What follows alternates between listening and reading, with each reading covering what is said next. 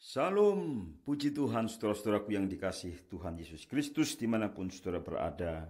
Dalam kesempatan ini saudara, saya akan melanjutkan seri yang minggu yang lalu sudah saya bagikan, yaitu menang di tengah badai hidup, seri yang kedua. Saudara, pada kesempatan yang lalu saya sudah bahwa untuk menang di tengah badai hidup, maka kita perlu mengetahui dan mengikuti rencana Allah, sebab Tuhan mengetahui rancangan-rancangan yang ada padanya mengenai hidup kita. Ya, firman Tuhan mengatakan demikian, dan rancangan itu sudah jelas, yaitu rancangan damai sejahtera dan bukan rancangan kecelakaan, tapi rancangan yang memberi kepada umat Tuhan, yaitu kita semua, hari depan yang penuh harapan. Dan saudara, kalau kita merenungkan dalam teks yang lain, kitab Yeremia, maka Yeremia ini sudah satu bagian dalam kitab dari dua bagian, yaitu yang bagian kedua adalah kitab Ratapan. Kalau dalam kitab Yeremia itu ditulis saudara, itu sebelum bangsa itu ditawan, yaitu bangsa Yehuda ditawan ke Babel, hilang bangsa itu ditawan, dan kemudian bangsa itu dibuang ke pembuangan di Babel. Dan dalam teks ini yang saya baru kutip itu, Yeremia 29 itu adalah surat yang ditujukan kepada bangsa yang tinggal dalam pembuangan. Artinya bahwa mereka sedang di dalam badai hidup. Mereka sedang di dalam tekanan hidup. Dan mereka tidak tahu akhir yang akan mereka tuju. Sampai kapan mereka menderita? Karena mereka tidak mendengarkan suara Nabi. Kalau mereka mendengarkan suara Nabi, mereka tahu bahwa 70 tahun saja. Tapi mereka menolak Nabi. Mereka menolak firman Tuhan. Mereka mendurhakai Tuhan. Mereka menyembah berhala. Mereka berbuat ketidakadilan sosial. Mereka tamak dan mereka jauh dari Tuhan. Akhirnya mereka melihat masa depan yang tidak pasti. Terombang-ambing, saudara kasih Tuhan. Dan karena itu kehadiran Nabi dengan suratnya ini sangat penting untuk memberi hope, memberi pengharapan di tengah-tengah kehidupan yang tidak menentu. Dan kalau kita membaca kitab Ratapan, maka itu seperti refleksi, mengingat kembali betapa ngerinya bangsa ini ketika jatuh ke dalam penghakiman. Saya pernah mengatakan Nabi Yeremia itu melayani selama 40 tahun sebagai nabi peratap, nabi yang menangis, nabi yang berduka atas bangsanya. Dan saudara, tulisan ratapannya atau tangisannya itu ditulis dalam bentuk puisi yang sangat indah. Dan saudara, ketika kita membacanya, maka mungkin bagi telinga kita, ya, itu melankolik menjadi sangat puitis. Ini adalah cara untuk melipur lara, cara untuk menyembuhkan secara kejiwaan. Ketika menulis kitab Ratapan ini, meratap dan menangis adalah gift, adalah cara yang sangat manusiawi, adalah cara yang sangat alamiah untuk kita bisa sembuh dari luka-luka batin kita, dari kekecewaan jiwa kita. Meskipun kita merana, tetapi masih ada di balik keadaan yang suram, keadaan yang penuh dengan duka cita nestapa itu, masih ada harapan kalau kita meyakini kasih setia Tuhan. Hesed artinya bahwa hakimi itu adalah bapak yang mendisiplin anak-anaknya. Sisi yang keras dari kasih adalah kasih yang mendisiplin. Karena itu ketika bangsa Yehuda dibuang ke pembawaan di Babel, bagi Yeremia ini adalah sebuah pendidikan bagi orang-orang kudus seperti Syadrah, Mesa, Abednego, dan Daniel. Itu artinya memasuki dapur pemurnian. Itulah cara Tuhan untuk mendidik supaya mereka tetap teguh imannya meskipun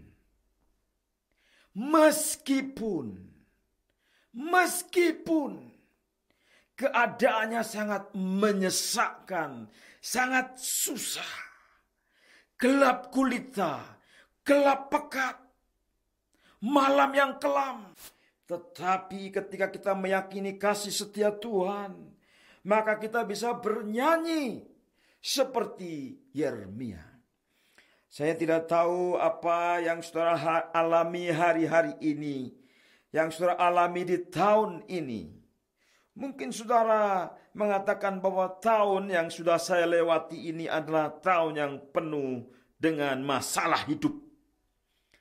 Tahun yang penuh dengan kesusahan hidup. Tahun yang penuh dengan perjuangan pergumulan yang berdarah-darah, yang berkeringat. Ataupun mungkin inilah tahun duka cita. Saya menjumpai seorang ibu di tengah jalan, kemudian saya tanyakan bagaimana keadaan keluarganya, bagaimana keadaan suaminya, dan tiba-tiba dia menangis. Karena biasanya saya bertemu dengan suaminya, dan kemudian bertemu, biasanya ketemu dengan ibu ini karena dulu tetangga kami, kemudian kami tidak pernah ketemu lagi bertahun-tahun, dan setelah saya menemukan, ternyata suaminya sudah dipanggil oleh Tuhan. Kemudian dia menyatakan duka citanya yang mendalam saat itu, dan dia menangis. Dan saya menghibur dia supaya dia ingat bahwa Tuhan tetap bersama dia dan mengasihi dia. Saudara mungkin menjumpai ataupun saudara mengalami sendiri bagaimana saat ini saudara ada jatuh dalam lubang kesengsaraan, dalam jurang kesengsaraan. Tetapi firman Tuhan dalam Ratapan 3 ayat 22 sampai 27 saudara, ingat baik-baik firman Tuhan dan yakini kasih setia Tuhan, bahwa tak berkesudahan kasih setia Tuhan, tak habis-habisnya rahmatnya, baru tiap pagi besar kesetiaanmu. Tuhan adalah bagianku, kata jiwaku, oleh sebab itu aku berharap kepadanya. Tuhan adalah baik bagi orang yang berharap kepadanya, bagi jiwa yang mencari Dia. Adalah baik menanti dengan diam pertolongan Tuhan. Adalah baik bagi seorang pria memikul kuk pada masa mudanya. Ratapan 3 ayat 22 sampai 27 adalah nats yang sangat manis dan indah. Di tengah-tengah nats yang sebelum-sebelumnya, yang menyatakan keadaan yang memprihatinkan, yang sangat memprihatinkan, karena penderitaan yang dialami oleh Israel yang memberontak kepada Tuhan, sehingga kota Yerusalem menjadi sunyi sepi. Yang tidak ikut dalam pembuangan, tidak ada pekerjaan, tidak ada ibadah, tidak ada perayaan, tidak ada pernikahan, tidak ada sukaria, tidak ada sorak-sorai, tidak ada makanan. Yang ada adalah kengerian, yang adalah kelaparan, yang adalah kesepian, yang ada adalah merana, dan yang ada adalah kematian yang sudah menanti dan mendekat. Tetapi mungkin ada orang-orang yang akhirnya melarikan diri saja ke luar negeri. Banyak orang yang ketika kota atau bangsanya dalam keadaan yang tidak kondusif untuk hidup, maka lebih baik melarikan diri ke negeri yang jauh. Saudara yang dikasihi oleh Tuhan, masih ada banyak orang yang tertinggal di kota, yaitu orang yang cacat, orang yang tidak turut diangkut, saudara, dan mereka tetap dikasih. Yang tidak dibuang, yang dibuang, semua tetap dalam perlindungan Tuhan, dalam kerangka kasih setia Tuhan, di mana Tuhan mengurung kita dengan kasih setianya dari sejak kita lahir sampai kita mati.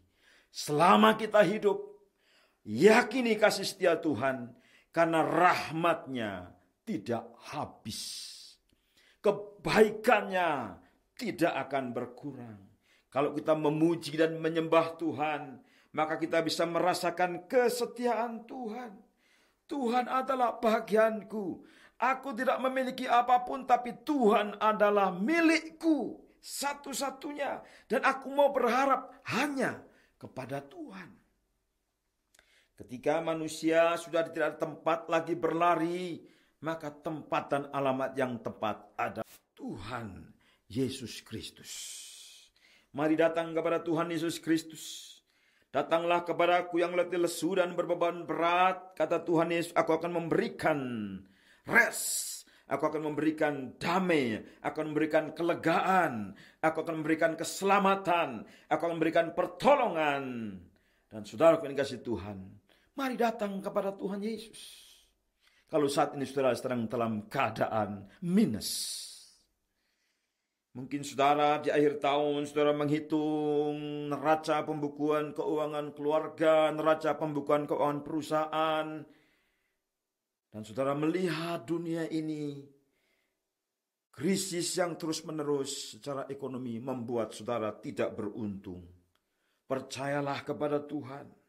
Kalau saudara tetap mengandalkan pertolongan Tuhan, maka kita akan melewati 23 dengan selamat, dan kita akan menyeberang ke tahun 2024, dan kita berharap kepada Tuhan ada hari yang baik di masa yang akan datang.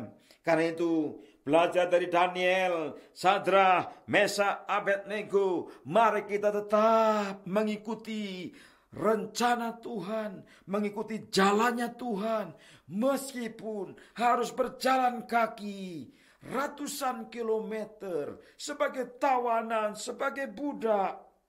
Dan saudara, sampailah mereka di tengah-tengah bangsa asing, saudara. Dan kita akan belajar dari contoh Sadrah, Mesak, Abednego, sikap menghadapi badai, sikap menghadapi Nebukadnezar, sifat menghadapi bangsa Babel, sifat menghadapi kebudayaan, sikap menghadapi keadaan yang memusuhi.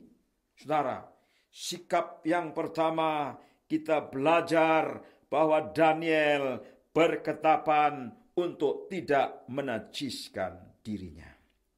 Itu yang paling penting. Tuhan mau karena krisis kita tidak jatuh. Karena krisis, karena stres, kita tidak ambil jalan pintas. Banyak orang karena stres, maka dia ambil jalan pintas, melakukan perbuatan yang lebih buruk dan melakukan kejahatan yang lebih buruk karena alasannya dalam keadaan stres. Tidak ada pembenaran, saudara, dalam hal ini. Saudara, Tuhan mau kita tetap suci dan kudus.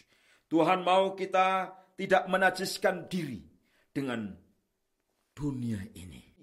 Saudara, tidak menajiskan diri. Saudara tahu apa yang saya maksudkan? Karena ketika kita dalam keadaan butuh, kemudian ada tawaran apapun, kita akan ambil meskipun itu bertentangan dengan firman Tuhan. Hati-hati, saudara. Saudara akan jatuh lebih dalam dan terpuruk kalau saudara mengambil jalan pintas. Ikuti gaya hidupnya Sadrah, Mesak, Abednego.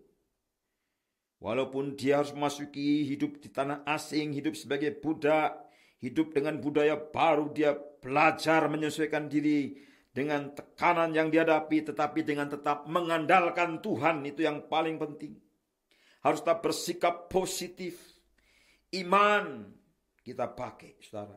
Ilmu yang kita miliki kita pakai.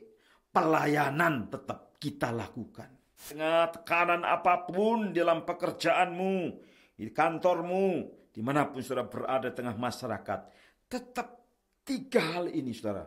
Iman, ilmu, pelayanan. Beriman, berilmu, berbuat baik. Lakukan segala sesuatu seperti Sadrah, Mesak, Abednego, Daniel. Tetap mengabdi, tetap melayani. Tapi juga jangan mengandalkan kekuatan sendiri, saudara. Andalkan Tuhan. Hidup secara supranatural, saudara. Daniel, Sadrah, Mesah, Abednego, dia mengandalkan Tuhan. Dia tetap bersikap positif. Dia tetap berbuat baik kepada masyarakatnya. Dan dia tetap mengambil bagian di tengah-tengah bangsa asing. Bangsa yang menawan mereka. Saudaraku, ini kasih Tuhan. Kalau kita hidup dengan mengandalkan Tuhan, maka kita hidup dengan supranatural. Maka tubuh kita akan tetap sehat, terpelihara. Saya senang sekali ketika ketemu dengan seseorang yang tetap bersikap positif walaupun keadaannya sebenarnya sedang negatif. Tetap bersikap antusias dan sungguh-sungguh meskipun diragukan, meskipun dikecewakan, meskipun dicurigai, meskipun dimusuhi, dia tetap kokoh. Saudara, mereka akan tetap sehat. Mereka akan tetap berdoa. Daniel berdoa 3 kali sehari. Doa jam 9, doa jam 12, doa jam 3 sore. Saudara, artinya doa yang sungguh-sungguh menghadap kepada Tuhan. Dan dia menerima segala karunia-karunia rohani ketika ada di dalam pembuangan. Saudara, menang atas hidup di tengah-tengah badai. Yang pertama, mengetahui dan mengikuti rencana Tuhan. Yang kedua, meyakini kasih setia Tuhan. Dan sikap-sikap yang positif, iman, ilmu, pelayanan, berbuat baik tengah masyarakat tetap kita praktekkan. Maka saya yakin usaha kita, pekerjaan kita di tengah-tengah dunia ini akan terus diberkati oleh Tuhan. Saudara, badai yang dimaksud adalah kehidupan yang real yang saat ini kita hidupi. Badai adalah kenyataan-kenyataan hidup yang hari-hari ini kita lihat, kita saksikan, kita alami sendiri. Dan Tuhan ada di sana. Tuhan tidak diam. Mungkin kita tidak melihat tangan Tuhan, tetapi tangan Tuhan, the hand of God, itu selalu ada. Seperti tangan Tuhan ada pada Yusuf, menyertai dia kemanapun dia pergi dan memberkati dia, membuat dia beruntung dan berhasil. Tangan Tuhan juga ada pada Yosua, sehingga dia berkemenangan dan menerima segala yang baik. Tangan Tuhan kepada Yeremia, sampai mati dia tetap setia kepada Tuhan. Tangan Tuhan ada kepada Daniel, Sadrah, Mesah, dan Abednego. Dan mereka berkemenangan.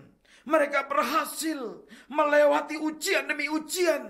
Dan mereka hidup dalam kemuliaan. Mereka bercahaya, terang, mulia di tengah-tengah kegelapan dunia ini.